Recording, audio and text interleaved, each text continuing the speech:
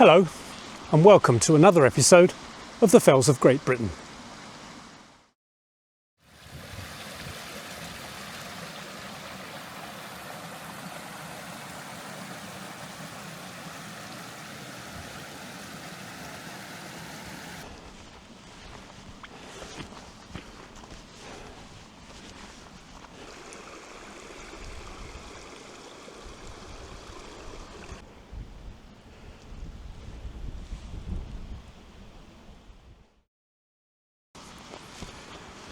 Well, today we're in Lakeland in Cumbria and we're going to do a walk in the southern lakes, starting from the village of Grasmere, which is where I've just set off from. We're on a path that will take us onto what will become part of what hikers call the Fairfield Round. This is a horseshoe walk that runs all the way from Rydal Water up over the top of Fairfield, which is at the top of the horseshoe, and then you can take a number of routes back down to the road and to Grasmere and even back to Rydal if you wish. This is a long walk, and so today I've decided to do something a bit shorter so that I can get the photography done and do some speaking to camera. So I've set off from Grasmere on this path I'm on now, which will take me to the top of Grisedale Hause, and then we'll take a look at Grisedale Tarn, and then there's a steep path, a bit of a scramble to be honest, to get up onto Fairfield. So let's crack on and let's have a look at the route for today. Our walk today is located in the Lake District National Park in the county of Cumbria in the United Kingdom. And we begin our walk in the village of Grasmere. At the tiny settlement of Millbridge, we turn off the A road and head north along a well-defined path that slowly ascends the eastern flank of Seat Sandal. This path is known as Little Tongue, and in a mile or so we head due east along Rigg, and then the path bears sharply to the north and steepens as we approach Grisedale Tarn. At the Tarn we veer northeast and head along a rather stony and somewhat steep path to Deepdale Hause. At Deepdale Hause we turn and head south up a very steep and somewhat scrambling path to the summit of Fairfield. At this summit we gain fabulous views of Windermere and Coniston Water to the south. We then take our descent route south to Great Rigg, and then on to Stone Arthur, our final summit in this walk. From here we make a very steep descent back to the main road and the village of Grasmere.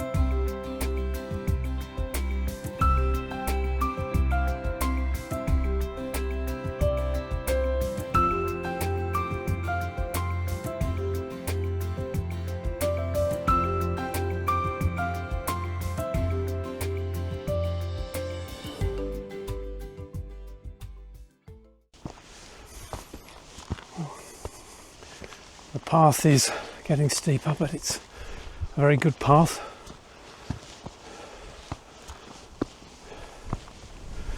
And it's October now, so the bracken is beginning to turn. It turns brown and dies back as quickly as it appears from about the end of April through May. It's a very rapidly growing plant, and really flourishes in this kind of fellland environment. But one has to be wary of it. In summer it is the home for the common tick, which unfortunately can carry an infection called Lyme's disease. So whenever you're doing walks on the fells in summer and you're having to walk through bracken, make sure your arms are covered and you don't wear shorts. Wear long length trousers, and make sure you check yourself when you get back to your vehicle or your hotel and remove any ticks that are present. Now just ahead there is Horse Rigg, that rocky outcrop, and then to the left and further back in the distance you can see a tiny little outcrop that's called Helm Crag.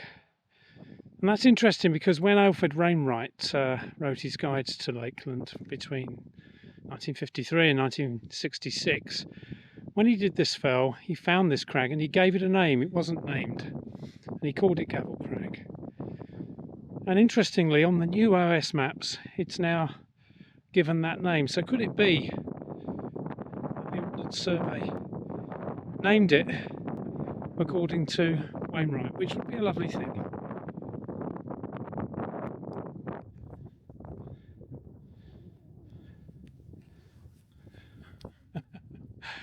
Didn't hear me coming. A better view of Helm Crag. Doesn't really amount to much, really, does it? But worth pointing out nonetheless.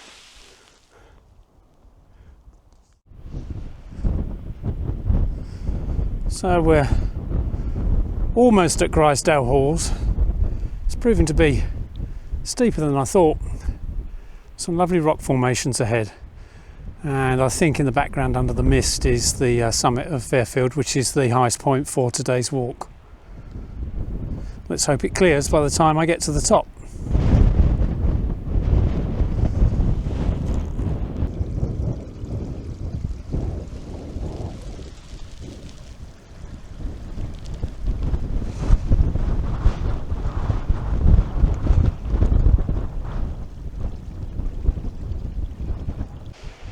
Well, this is interesting. I wasn't expecting this. This kind of terrain is quite rare, these exposed outcrops of rock.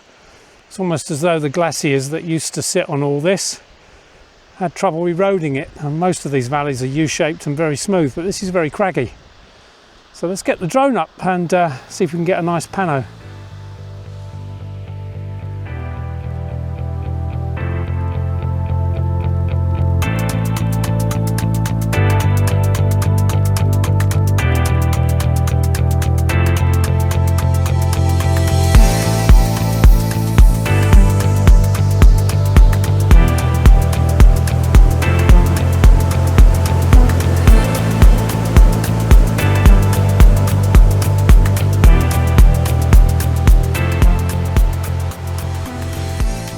Right, well, I'm almost at Grisedale Tarn.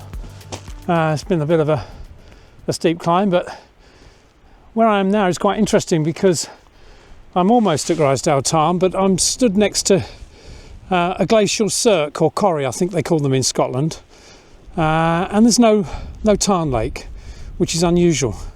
Let me show you. So, a great circular bowl eroded by the top of a glacier many thousands of years ago, and normally in the lakes and in Scotland water gets trapped here after the glaciers have gone and you get these tarns, these beautiful tarns, but I'm sure that's quite boggy, but it's not a lake.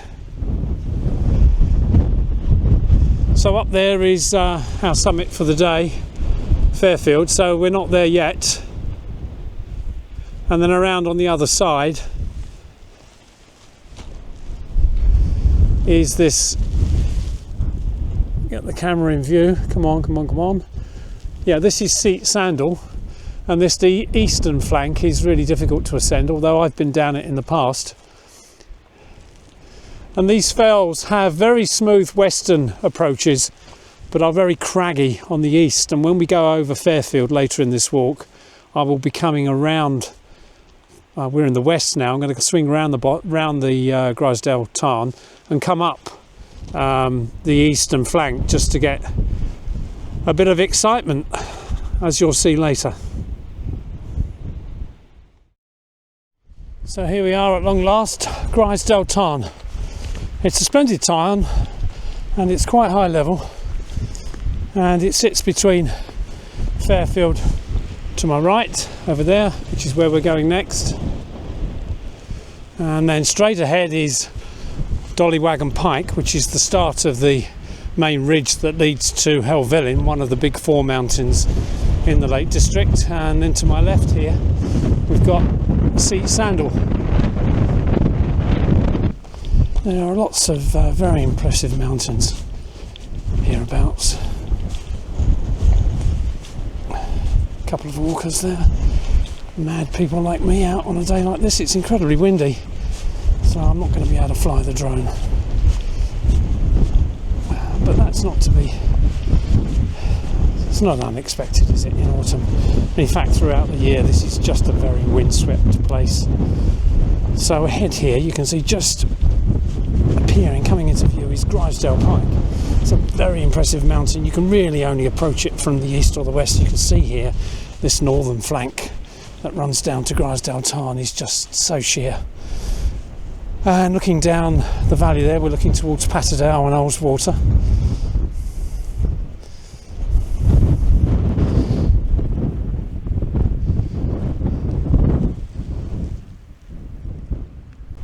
So I'm just threading my way along this rather rocky path around to the eastern side of Fairfield to make the final push up the mountain.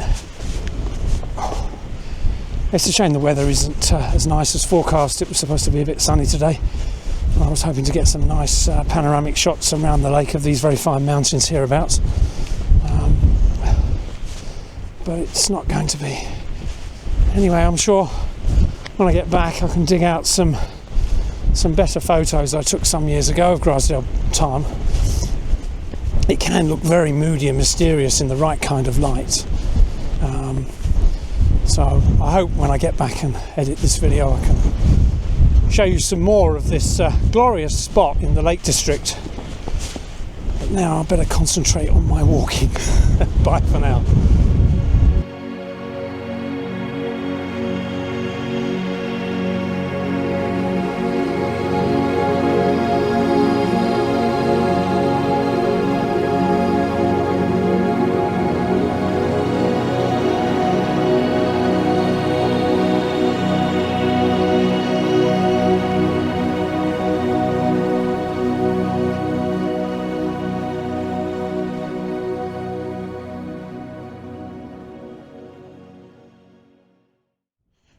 So a final look back to Grisedale Tarn and Dollyback Pike, and panning along the ridge you can see Helm there in the centre of view.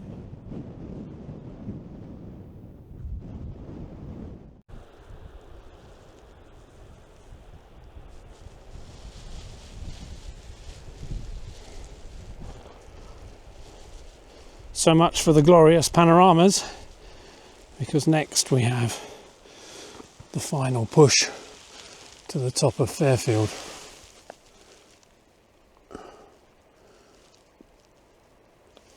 It's not a true scramble, but it's a bit loose and difficult.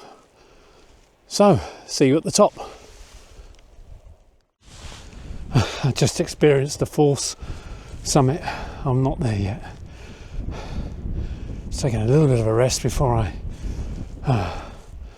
make the final, well, it's a bit of a grandiose phrase to call it an assault, but yeah, for me at my age this is the final assault on the summit. So it's there. They're always just another 10 minutes away, aren't they, summits?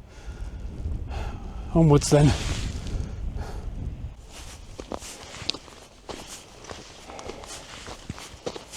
Right, back on a decent path, but still looking at quite a steep ascent.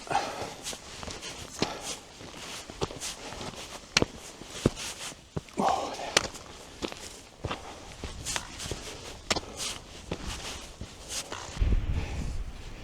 and there's Grisedale Pike. Very impressive. Looking down into this vale here that I can't remember the name of at the moment. And panning around to the eastern flank of Fairfield. And then moving on round to the north, you've just got Dollyback Pike. And unfortunately you can see the mist coming in. Cloud base has dropped, so I'm likely to be in the mist fairly soon. Right, so here we are at the summit at long last. just met a couple and were coming down the wrong side of the mountain. They wanted to do the Fairfield round. They'd be going down towards Grisedale Pike. So we had a look at the map and they realised that they were on the way to making a very big mistake. Probably having to take a taxi back to Rydal at the end of the walk. So that's my good Samaritan move for the day. I'm going to sit down somewhere out of this dreadful wind and have some lunch.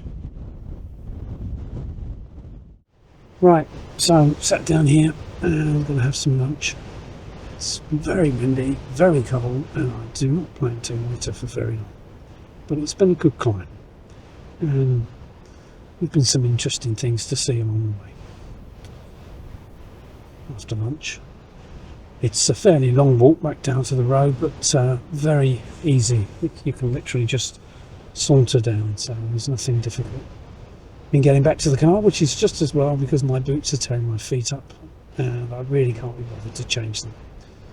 I'll only have 2 pairs of boots to clean and get back otherwise, so I'm going to soldier on with this new pair, which still keep wrecking my feet. Catch you later.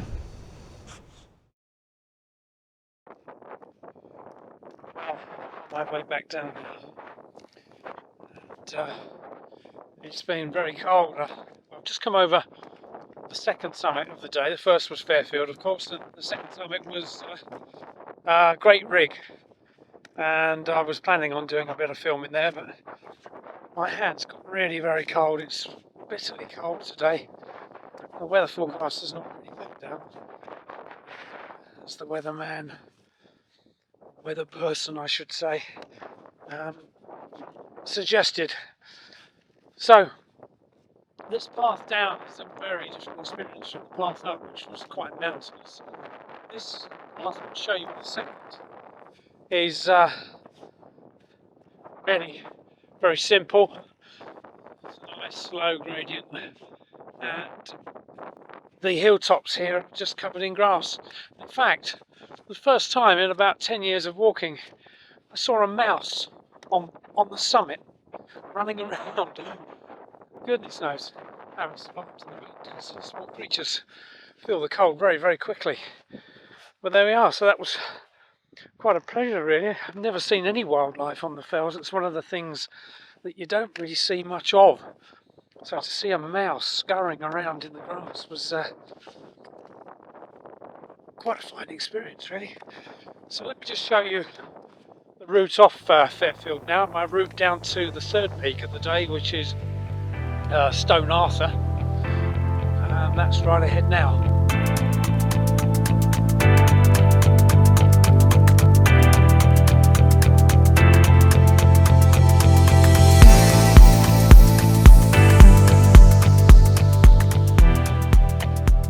This is a very welcome change from the Ascent. Nice easy turf. Go easy on my feet, which have been shredded now. As I said on the top, I've decided not to swap the boots out for the old pair. I'll soldier on with these, but they are cutting my feet up. Over there on the right hand side of the path is a nice view of Helm Crag. It's a splendid 2-hour trip or so. It's a lovely kind of evening mountain to climb. It's got a fantastic summit with a big rocky outcrop and a fantastic name, Helm Crag. It's like something out of Lord of the Rings, isn't it? Panning around over here, we've got Seat Sandal just coming in and out of view. And we've lost our view now of Grasmere, but it will doubtless pop back. And then ahead, just behind Helm Crag, you can see Grisedale Tarn, I think it's called, which is frequented by people who do walks from Grasmere village. That's a very fine place to go and visit, and doesn't involve getting to the summit of anything.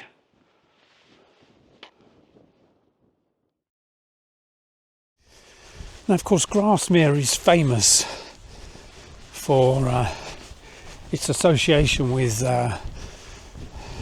England's greatest poet, perhaps, in the eyes of many, William Wordsworth. who lived in Grasmere for 14 years.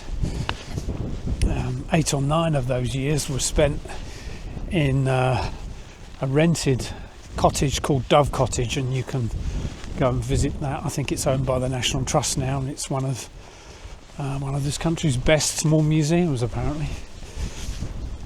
Wordsworth loved this part of the world and was very much inspired by it, which probably explains why so many people love to come here. It is an inspirational landscape. You can't help but be raised to the heavens, as it were. It's a contemplative place.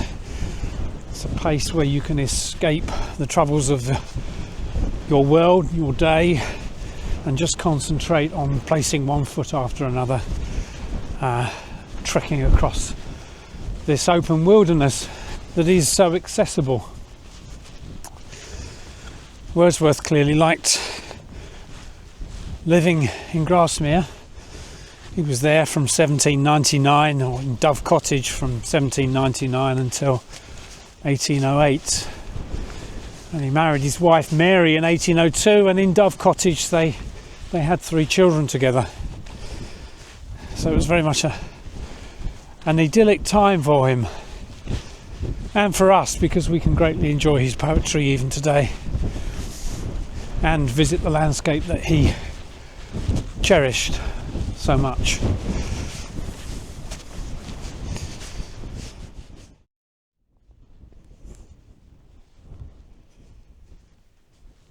So Grasmere will come back into view any moment now.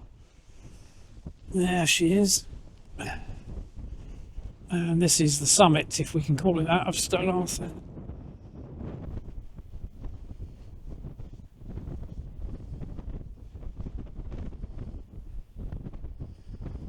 A wonderful view of Grasmere from the head of Stone Arthur.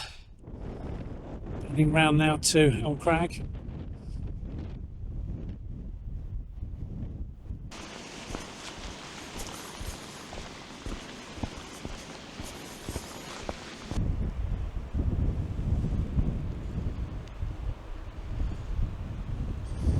Final shot of Grasmere before making my way back down to the car.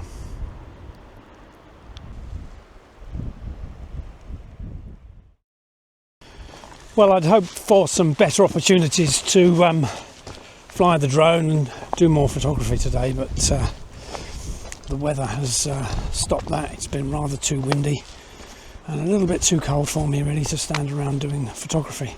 But nonetheless, I hope you've got some sense of what this walk entails, and I do hope that some of you will try it in future.